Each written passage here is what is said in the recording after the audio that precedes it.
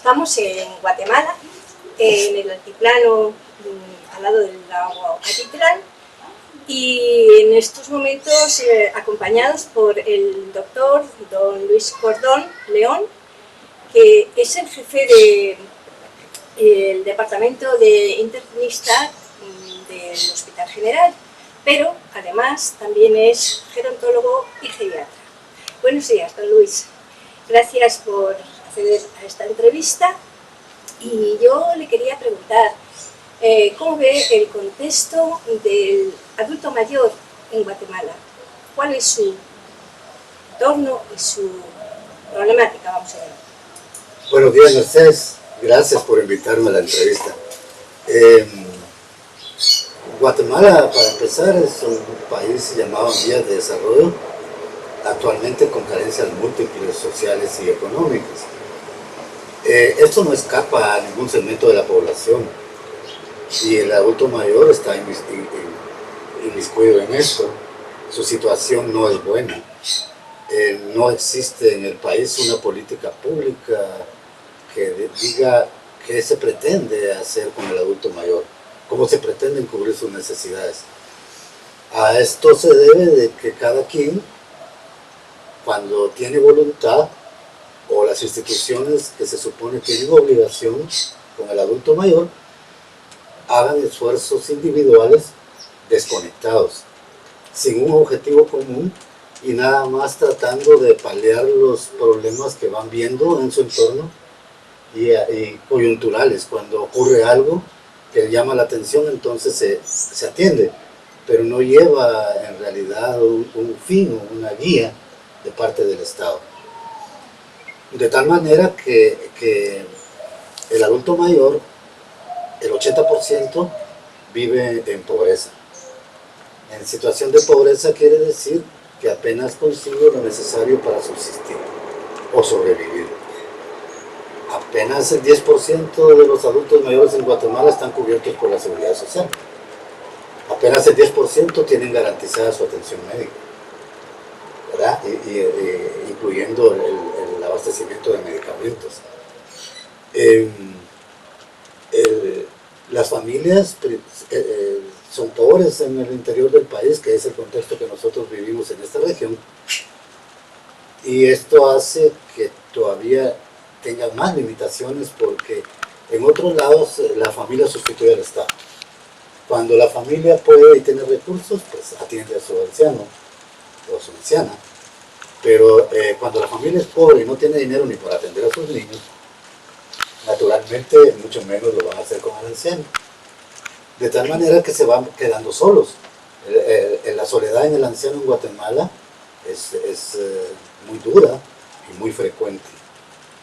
Aquí 8 de cada 10 ancianos pertenecen a la etnia indígena, a los indígenas nativos. Y esto aúna un problema extra, que es la discriminación racial, que se mira en la calle, se mira en los actos, pero sobre todo se mira en los recursos que el Estado le destina a esta población.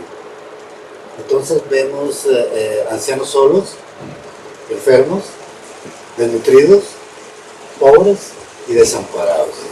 Ese más o menos es el contexto del anciano en el área donde vivimos. Sí.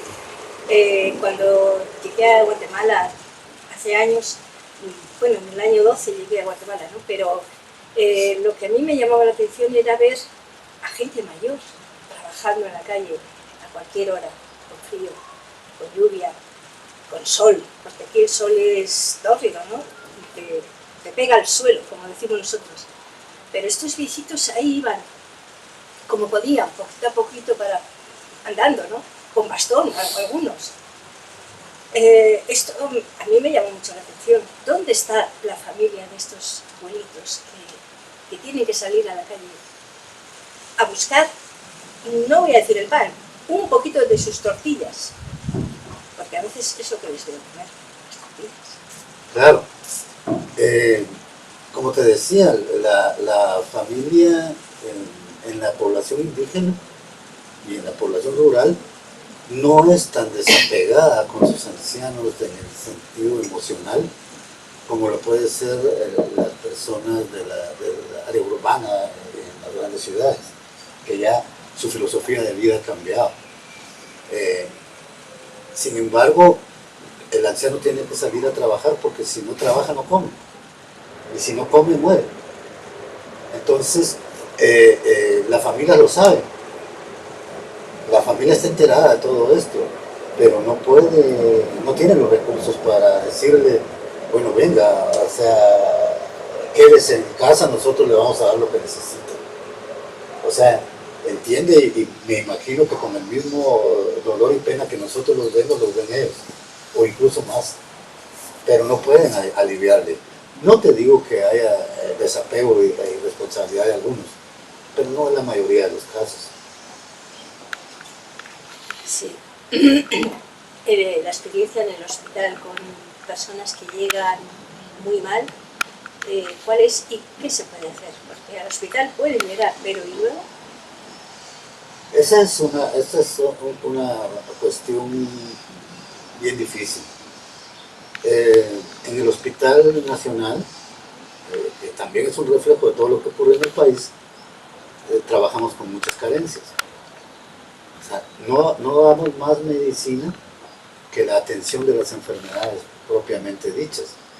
No tenemos en el sistema de salud de Guatemala programas de prevención como tal. La prevención se limita a hacer promoción de salud radiada o escrita, a la vacunación infantil y no más, a ciertos control prenatal para las mujeres en edad de gestación, pero no tenemos en realidad algo que prevenga las enfermedades. Y segundo, carecemos por completo de rehabilitación. O sea, una vez atendida la enfermedad, si esta dejó alguna secuela, será algo que la persona a que atendemos tendrá que cargar el resto de su vida, o la tendrá que solucionar por su propia cuenta. En específico con los ancianos, lo que vemos es un temor a ir al hospital, lo cual convierte esto en un círculo vicioso. Primero, están enfermos. Como tienen que trabajar en malas condiciones, vemos, por ejemplo, muchas enfermedades crónicas obstructivas, principalmente en las ancianas, porque toda su vida han cocinado con leña. Y esto, por el tipo de madera que utilizan, que es la más inflamable, que tiene resina, como el pino y el encino, eso equivale a fumarse 2 cajetillas de cigarros al día durante años, ¿no? Entonces no hay ningún tipo de prevención contra eso, y lo que vemos nosotros es solo atender las crisis. Cuando la persona va muy mal asfixiándose, se le compensa, no se le controla y se le manda de regreso a su casa. Igual ocurre con las enfermedades con hipertensión arterial, o sea, accidentes cerebrovasculares que causan invalidez y que después van a ser una carga más para la familia que no tiene ni sabe cómo atenderlos. Y eso es el contexto. Ese es el contexto. Nuestra medicina termina lamentablemente cuando la persona sale del hospital. Ya no tenemos un alcance más allá. Se van con una receta escrita que probablemente no tendrá dinero para comprar o para pagar. ¿Cuál sería el alivio básico o prioritario en una familia muy humilde para poderles, no sé, atender un poquito? Sí. La higiene, la educación,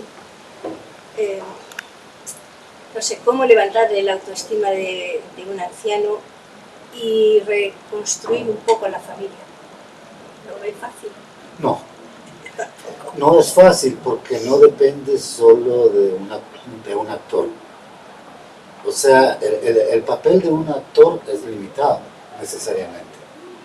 Es útil e importante, porque sumando actores, aunque fueran desconectados, se van aliviando los entornos particulares de cada quien.